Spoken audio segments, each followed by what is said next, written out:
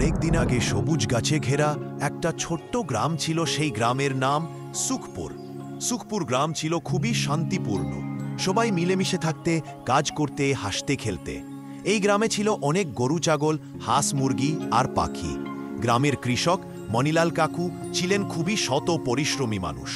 তার একটি ছোট্ট খামার ছিল যেখানে অনেক প্রাণী থাকতে, মুরগি, হাঁস, ছাগল আর একটি ছোট্ট টিয়া পাখি।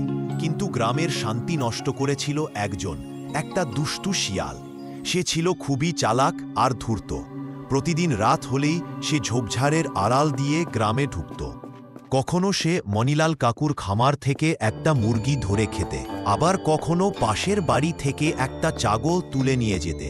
গ্রামের লোকেরা খুব চিন্তিত হয়ে পড়ল। দিনের পর দিন প্রাণী কমে যাচ্ছে।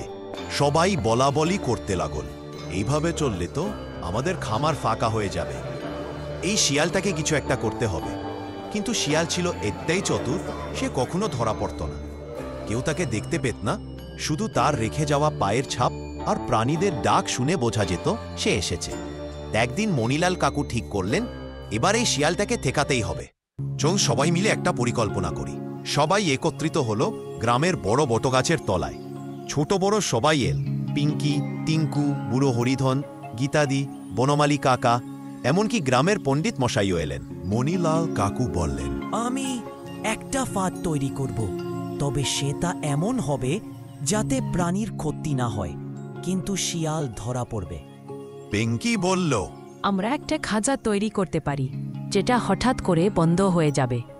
গীতাদি বললেন, আমার হাঁসেরা রাতে যে ঘরে থাকে সেখানেই ফাঁদ বসানো যেতে পারে।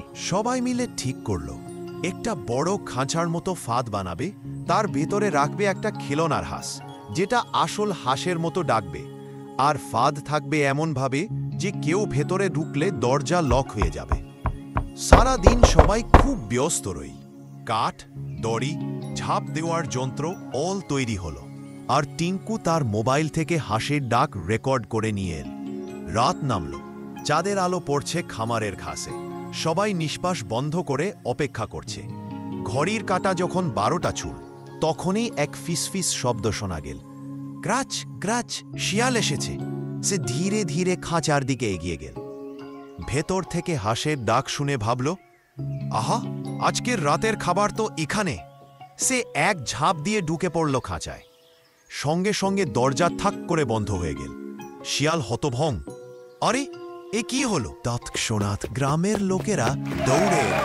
হাতে টর্চ, লাঠি আর লণ্ঠন। সবাই হাসছে, আনন্দ করছে। ধরা পড়েছে, ধরা পড়েছে।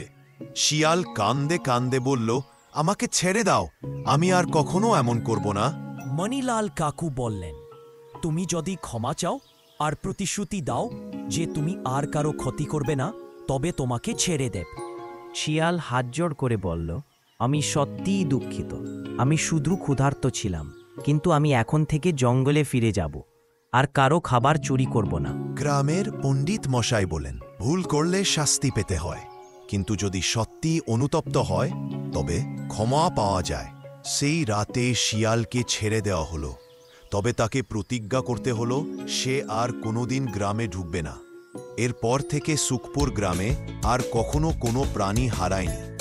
সবাই নিশ্চিন্তে থাকতে খামারে আবার প্রাণ ফিরে এলো।